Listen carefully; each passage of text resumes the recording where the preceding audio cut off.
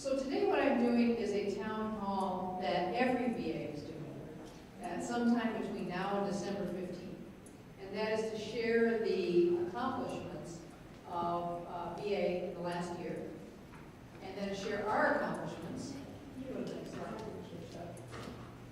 And then we're going to talk about the 2017 vision, and then our strategic priorities in VHA, and then we'll leave it open for questions. So, as I said, every VA is doing this so that everybody hears about where we're going.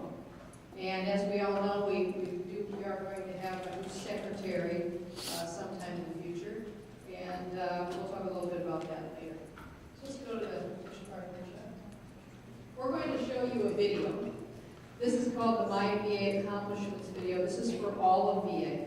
So it's VHA, VBA, and NCA, and what's been accomplished since the Phoenix issue that kind of started all of our public issues that have been in the press. So we're going to go ahead and start that.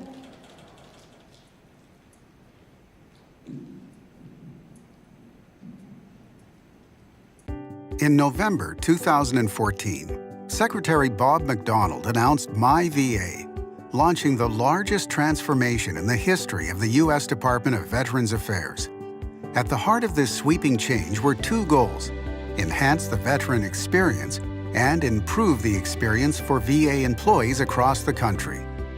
18 months later, we are seeing tangible successes, and a culture shift is underway. Here are the specific strides we've made. We are regaining veterans' trust. In 2015, 47% of veterans surveyed said they trusted VA to fulfill its mission. That number has since risen to 59%. And now, 74% report they get the services they need, up from 65% a year ago. Being a values-based organization is really, really critical for change. And I think because the VA started with sort of a recommitment to their values, I think that's one of the main reasons they've been able to restore trust. But they've got a long way to go, and it's going to take one person, one veteran at a time. And as long as I think we're all working together, we're transparent, we're collaborative, and we're putting the veteran first, then we're going to get there. We have emerged from the 2014 waitlist crisis to create the most accessible healthcare system in the United States. This is a top priority, ensuring that veterans receive the care they need, when they need it. By the end of 2016, more than 160 sites of care will offer same-day access when medically necessary. And we've increased access for those seeking primary care appointments, cutting the wait time for a routine appointment to 4.6 days. I shattered my arm. It was really bad. I secured message with my doctor at 6 p.m. that night. By 8 p.m. that evening, my doctor had written me back and said, show up at the VAMC at my office at 8:30 in the morning tomorrow morning. I'm going to squeeze you in and get you in for the appointment. We have reduced the disability claims backlog by approximately 90%, and we continue to improve that number and modernize. As part of these efforts, we have transitioned the process for disability claims from paper-based to fully electronic. In March 2013, veterans waited an average of 282 days for a claims decision. By July 2016, the average wait time was down to 123 days. Well, last year, VBA completed its comprehensive claims transformation, and what we got at the end of that result is a 90% decrease in backlog of disability comp, as well as a process that set veterans up in the future to have much more control over how, when, and where they are able to put in their disability claim and how they're able to receive their disability claim. VBA is delivering more and more benefits to veterans. In fiscal year 2015 alone, veterans received 1.4 million CNP decisions. Veterans received 631,000 VA guaranteed home loans. Veterans and their families received $12.3 billion in benefits to go to school. And veterans received $1.1 billion to rehabilitate to suitable employment. It's really easy. People think it's hard to use the GI Bill in school, and it's not. It's a seamless, easy program that the school does most of the work. And, the benefits are just unbelievable. While everyone else is working and scraping through college, you don't have to. You can concentrate on your studies and that transition into becoming a civilian again. We've made enrolling in healthcare much easier. Veterans can now enroll through a convenient, easy-to-use website. Launched June 30th, this new option has cut enrollment times in half to just 24 minutes. Since then, more than 35,000 veterans have applied for healthcare online. When you think about the number of websites before vets.gov, became the ideal paradigm for engaging VA electronically. You had different websites. You're not sure if they're even related to each other in a way that doesn't require, the extra steps over and over again. So I'm happy to see the evolution of that single interface for us. The Veterans Crisis Line is saving lives. From October 2015 through July 2016, Veterans Crisis Line responders answered nearly 420,000 calls, initiated the dispatch of emergency services nearly 10,000 times, answered more than 44,000 chat requests, and another 13,000 texts. The Veterans Crisis Line started in 2007 with about 15 responders at that time. We are now up to hundreds of people who answer calls or reaching out over our veterans chat system, as well as our texting service. Since 2010, the number of homeless veterans in the United States has been cut in half. 2 states and 29 U.S. communities have ended veteran homelessness. And in the Los Angeles area between 2015 and 2016, the overall homeless population increased by 7%, while veteran homelessness declined by 32%. When you leave the domiciliary, you're insecure. You're afraid of some pressures and responsibilities because you don't want to go back to your old way of life. But the HUD Dash program was that safety net that I needed. There's resources available at the VA, and if you don't use it, shame on you. It's there, that's why it's there. And I finally woke up to that.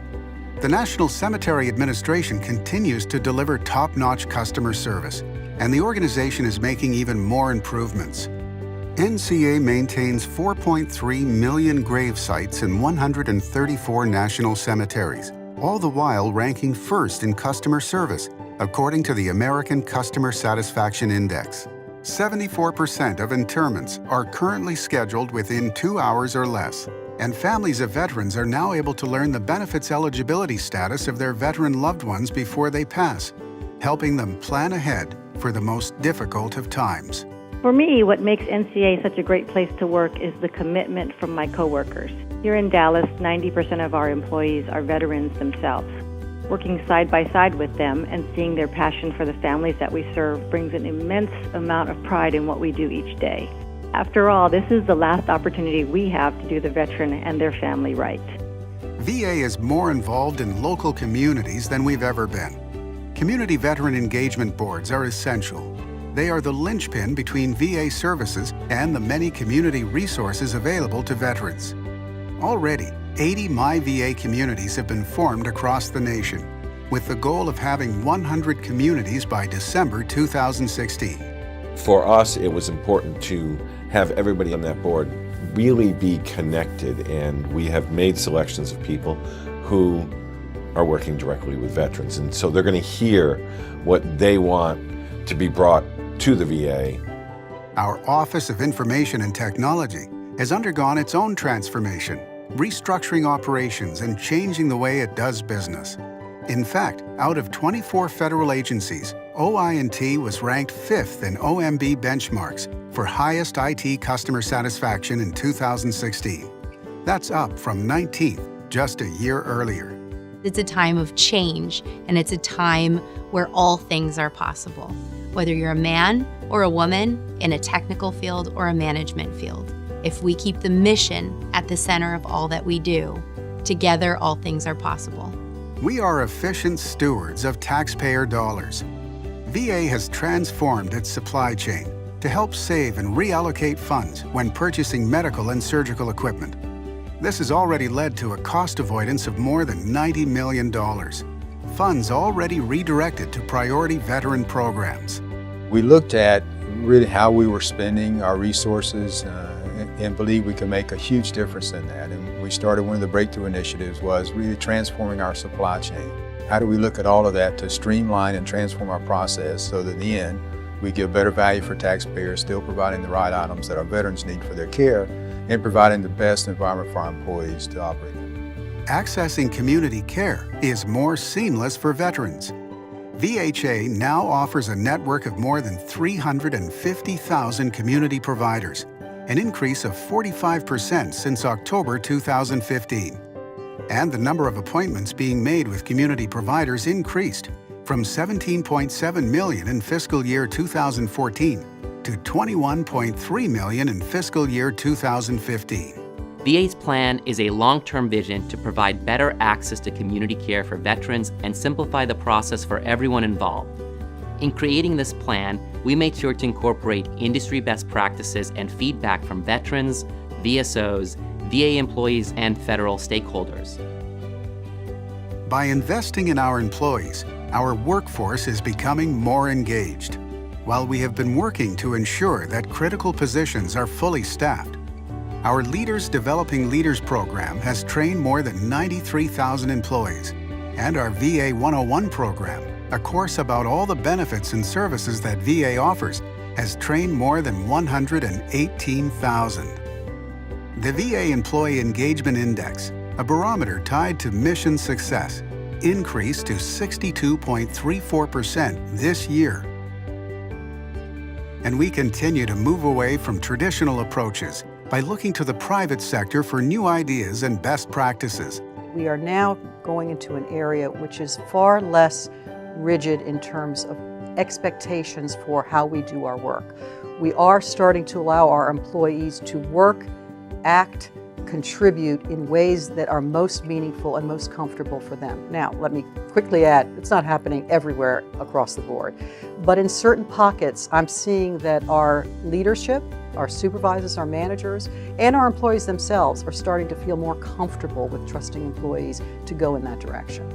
We are shifting from a rules-based to a principles-based culture. We are empowering employees to do the right thing for veterans. On Saturday, July 9, 2016, I received a call from the National Scheduling Office asking if we could approve a Saturday burial for one of the Dallas police officers that was killed earlier that week. Now, we usually don't authorize weekend burials at our level here at the cemetery, but I made an executive decision and I authorized the weekend burial. I notified my director and the district office right after I did this, and while I realized I did not have the authority to make this decision, I was willing to take the risk knowing that it was the right thing to do. We are spreading best practices from facility to facility, which is resulting in positive change. VA's Innovators Network is a community of VA employees who are actively engaged in work that is moving the agency forward. They turn innovative ideas into action at facilities across the country. The Diffusion of Excellence Initiative then puts the ideas that work, VA's best practices, onto a platform that has enabled more than 350 replications in less than 1 year. This was a perception of an individual's ability to innovate, and over the past few years, that number as a whole for VHA overall had started to decrease, and this was an opportunity to really intervene and provide a grassroots effort for our employees at the ground level. Strategic partnerships are helping us serve veterans in new and better ways.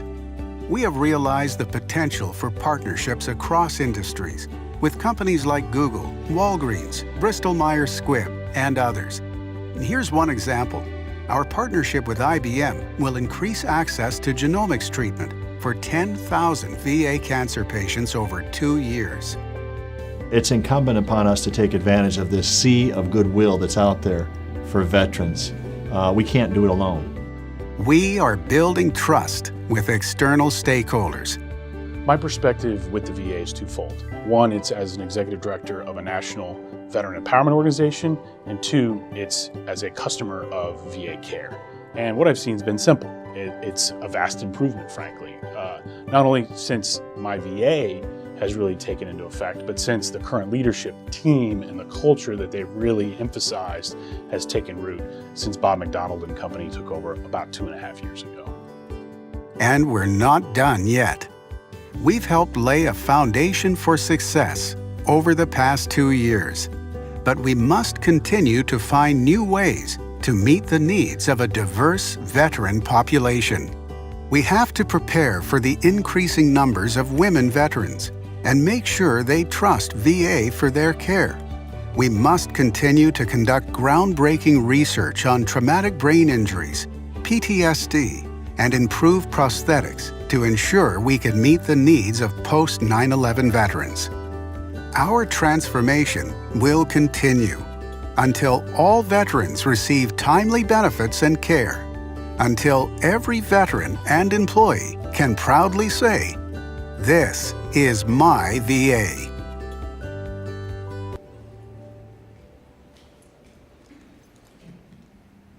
So a lot's happened in 2 years that we can be proud of.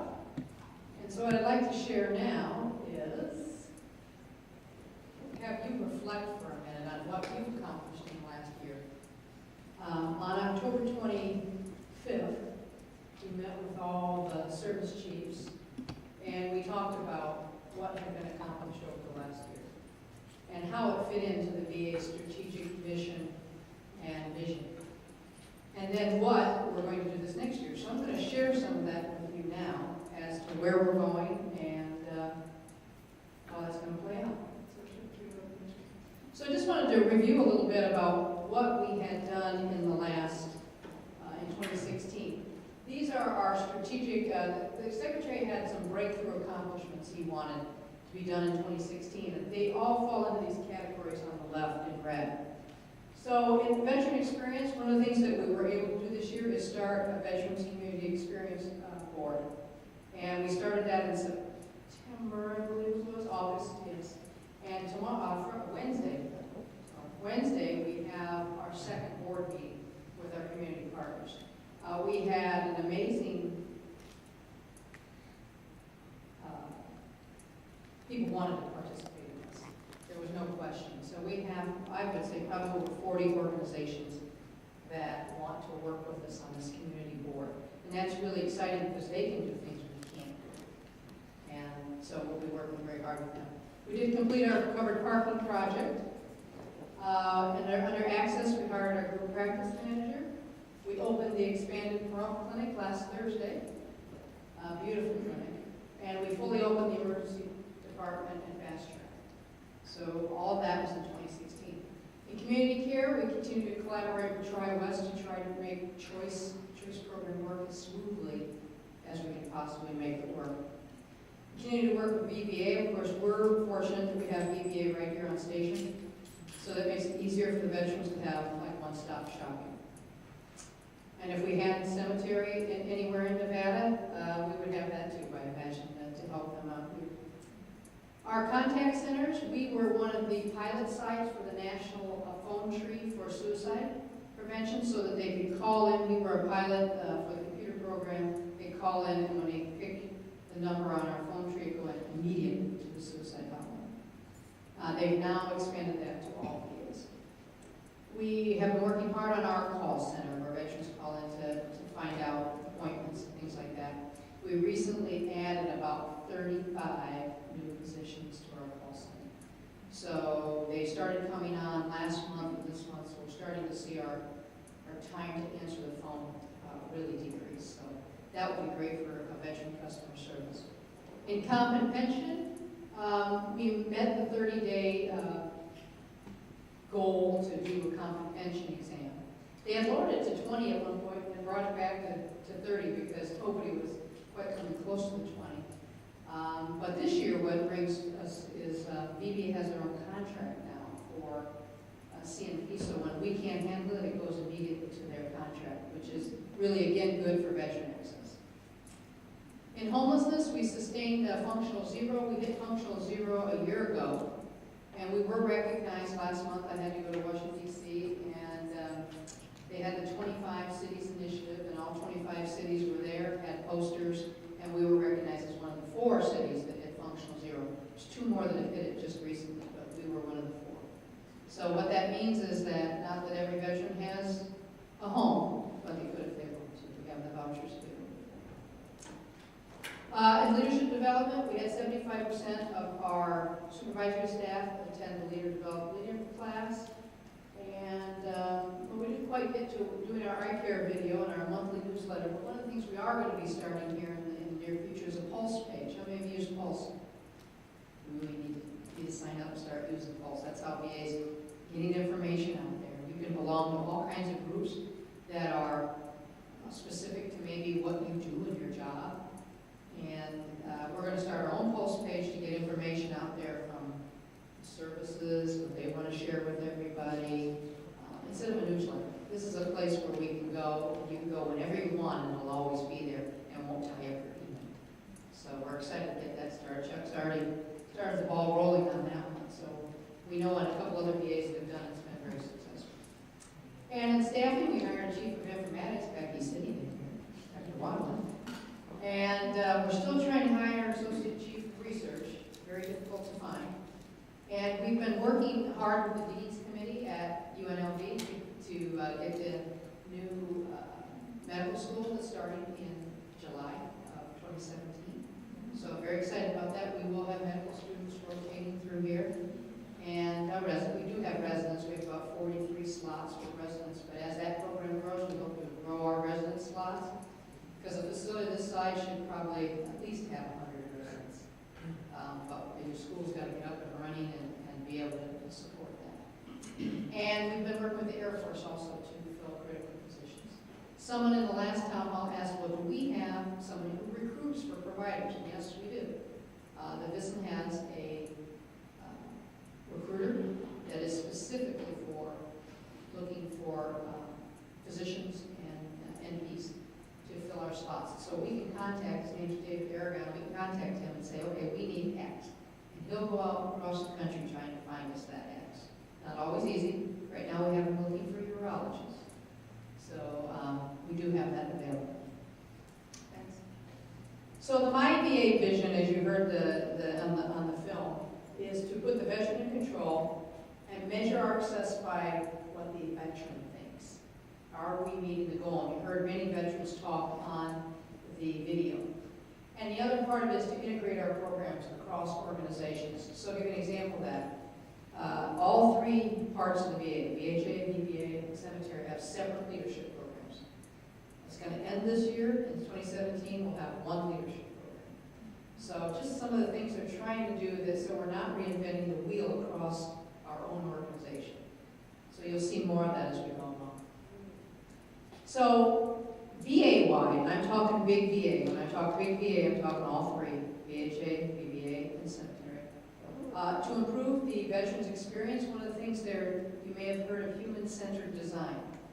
That is a new way of looking at how we do our processes, based on what the person needs, rather than what we think we need to get the job done. What is the person need? So actually this week, Las Vegas is a pilot site, one of 9 sites, where we have a team of human-centered design folks here. And they are meeting with veterans in their homes or in a public place, not here, so that they can give their honest opinions about our primary care processes. And so they will be asking them specific questions about what would you like to see, how does your appointment go, and then they'll come up with a journey map. And for some of you who came to the training on the 25th, I had a journey map. Maybe we should include one of those if we can with the thing that goes out that shows the veteran's journey in life from the time they start service to the time they die and what kinds of things happen to them. This will be, they'll be creating a journey map for primary care from the time they hit our door till they leave us. So this is kind of exciting. And for those of you who work in the clinics, they are going to be visiting the clinics probably on Wednesday or Thursday to just observe in the clinic how things run.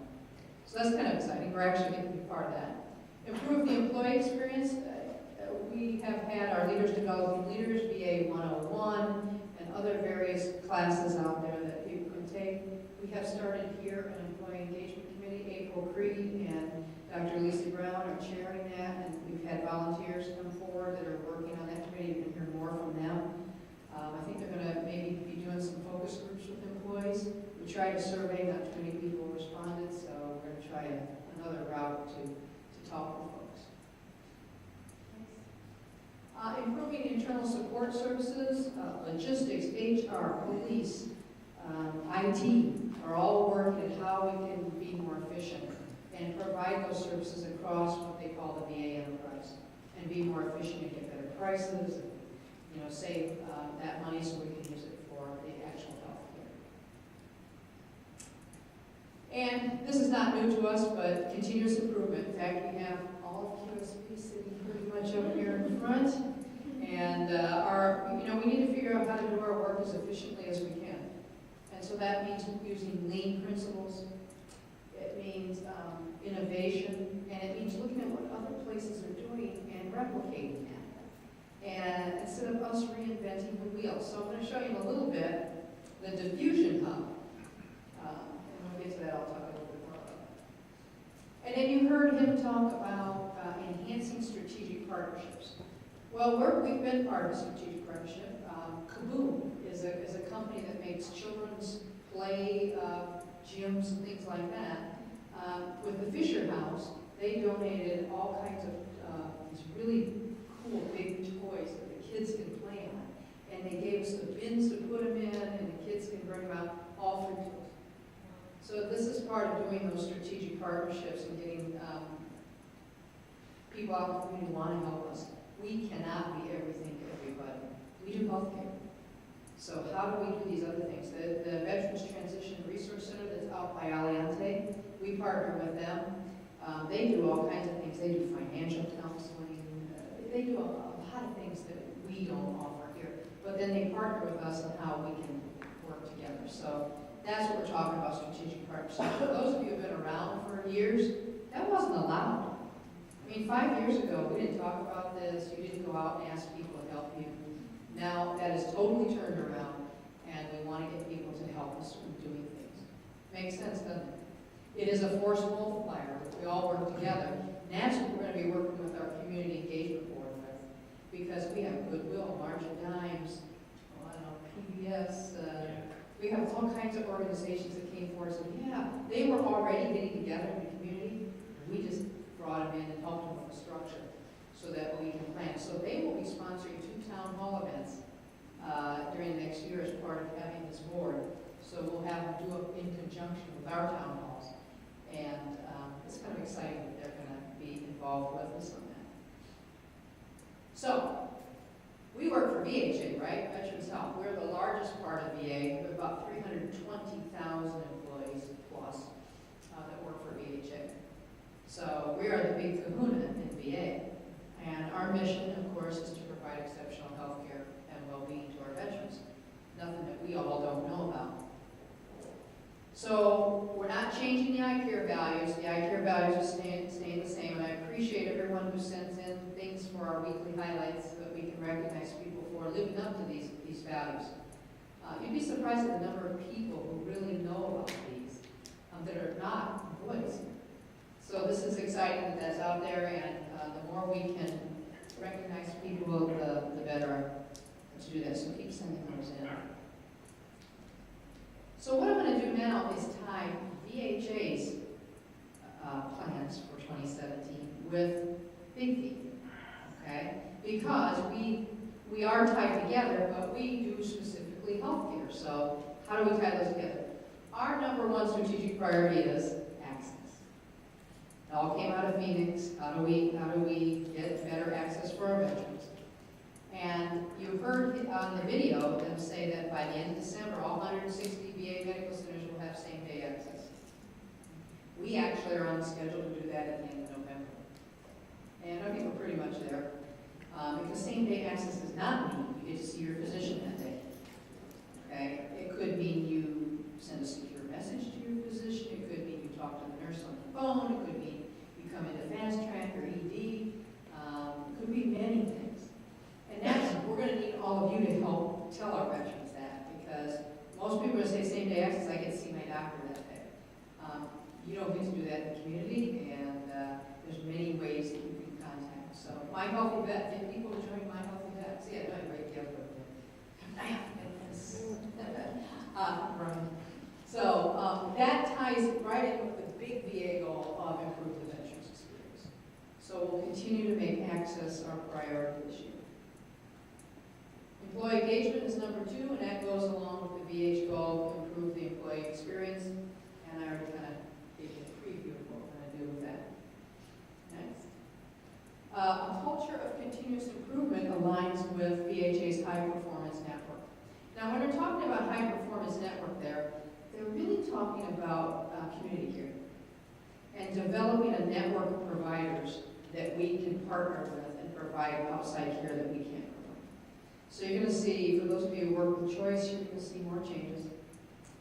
They're working on it nationally on what we're going to do versus what third-party administrators can do. So I think some of that's going to change this next year, especially when they figure out the Choice money and how that's all going to roll out. Because Choice actually ends this year in 2017, the money that Congress appropriated. But it will go on. I've been assured that by Heller's office and different Congress people's offices. It's just how's it going to look?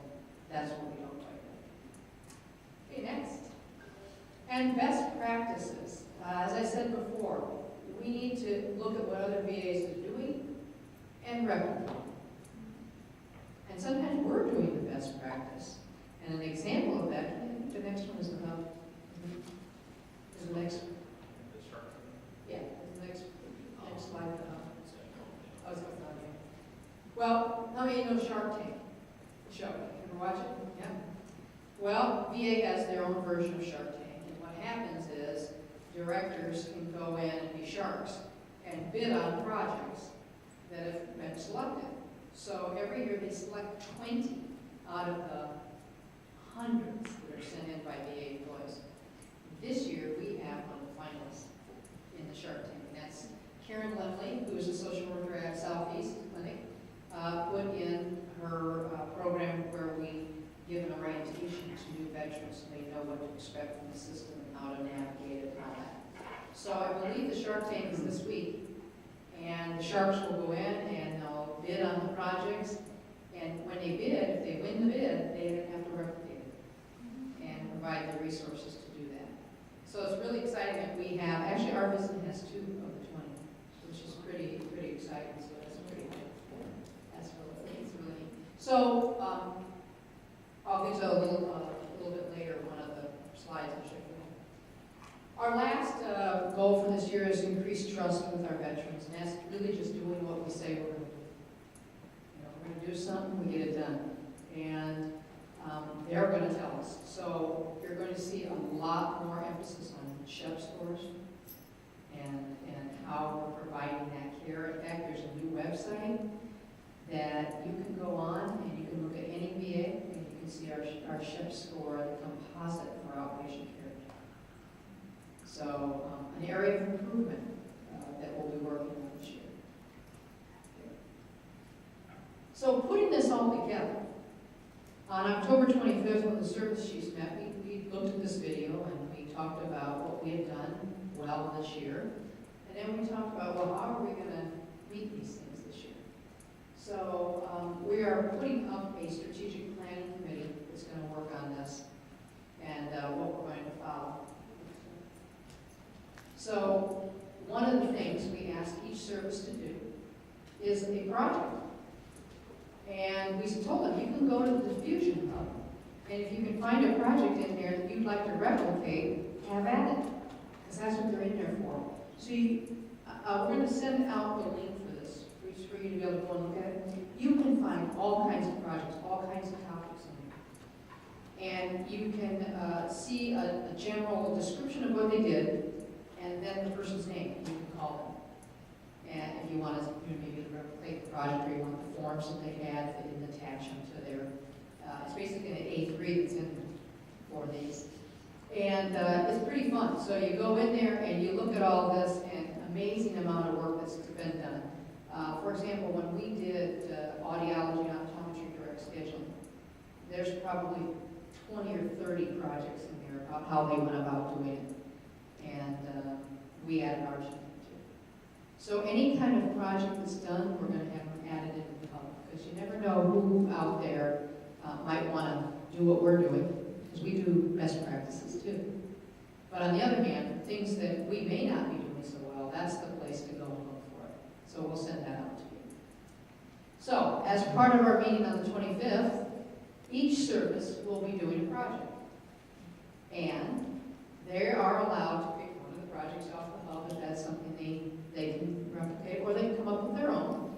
They have to have their project completed by 8/31, so I'm sure some of you will probably be involved in the project, whatever the service selection. We're not telling services select, all we're saying is 5 strategies: access, veteran experience, employee experience, trust, and improving performance. Have at it. Whatever is going to work for you and your service, you can pick that. And then during our meeting, we also came up with all kinds of goals, and the strategic planning committee will kind of prioritize those and put them into kind of a flying order of what we're going to work at and track. So that kind of gives you an example or a flavor of nationally what we did in 2016, what's going to happen in 2017, and how we're going to look at it in 2017. In the first session, someone asked, well, we're going to get a new secretary. What's going to happen to all this? Well, I'll tell you that Secretary Bob has, and his team have, I was amazed when we had a meeting in September. They have taken all of this and they've written it all out, and they have it all outlined as to what's going to happen for the transition team to come in. So I don't look for any of this to change in 2017. It can't, because we're already in 2017, we're already on our road. I can't speak to whether my VA will still be around, or, you know, hard to say, but this is the first time in my 33 years in the VA that everything's made sense and tied together. And that all 3 parts of VA are talking to each other. So Bob and Sloan may have only been here for 2.5 years, but they did a lot to open us up out to the community, which is something we never did, and to have the 3 agencies talk to each other and work together. So I don't know who's going to be the Secretary of the VA. That's up in the air right now. But we'll do what we always do as VA employees. We'll take care of health care. That's what we do, and that's all we really can do. We really can't worry about who's going to be in power, because that takes months and months and months for that all to transition. So, any questions today? We can take questions online if you want to type them in. Or anybody here? It's a little clearer about what's happening, where we're going. As I said, we're going to start that pulse page, and you're going to see more of this kind of information come out for you to look at. Yes, Dr. Just curious, with new government and new president, are we anticipating any major changes? I realize that over the next 1 year we're not going to have any major changes, but do we anticipate that? Well, the question was, do we anticipate any major changes with a new secretary net coming in? Well, access is not going away. I'm sure that's going to stay out there as our for VHA, the big thing we have to work on. For VBA is going to stay, get those claims done as quick as you can. And cemetery, well, they're already in good shape, so they don't really have any big burning issues that they have to work on. I really hope they don't change what we're doing, because I think we're on the right track, and if we can just keep moving that way. But you know, we are part of a political organization, and you know, we have to kind of, as government employees, roll the punches and do what we do. And so I just say, keep moving forward on what you're moving on, because if we always have the veterans' needs in mind, we're going to win. So that's what we need to focus on. Anyone else? Yes? How do you envision our service and quality to assist with the mission and vision? Where do you see our department growing to? So the question was, where do we see QSB helping out in our goals for this year? Well, I would say just supporting folks in what the knowledge they need to be able to do their jobs, and where we can make those, where we need to make improvements. So I see that as just your continuing role to help us all. Well, you said that you don't anticipate any changes right now from a new administration, but how about, do you anticipate maybe, or heard anything about the agenda or what might be in the minds of Congress, the House or Senate? The question was, do I think we know what Congress' agenda is going to be for this? Oh, you can read Facebook, you can read whatever you want, you can see all kinds of things. I think until the transition happens, they learn about what we do, because a new administration that doesn't have a big background in big government has to learn. And I know that VA has done a really good job of setting that learning pattern up. So probably the people from the new administration are in central office already. They're the transition team for that, to start learning about what we do. And we provide wonderful service to veterans, and I don't see that changing in the next year. Hard to tell that. Okay. One question we had from was if we have a link for the slides, and we will upload. Yes, we will have a link for the slides and the video. And if you want to show it in your staff meeting, feel free. Actually, the video I showed is a YouTube video. So you can go out and get it. It's available to the public. And you can show that in a staff meeting. My slides will be available. There's nothing secret in the slides. Those are all VA and VHA slides. So, well, actually the local ones I did. But there's still the same information that comes out from VHA. So I really hope this next year to do better with communication to everybody, so you know what's going on. But you gotta want to go get it. I can't feed it to you. I can put it out there, but you gotta want to read it and digest it. So unfortunately, we're so bombarded with everything. That's why we're not going the email route, because we all get too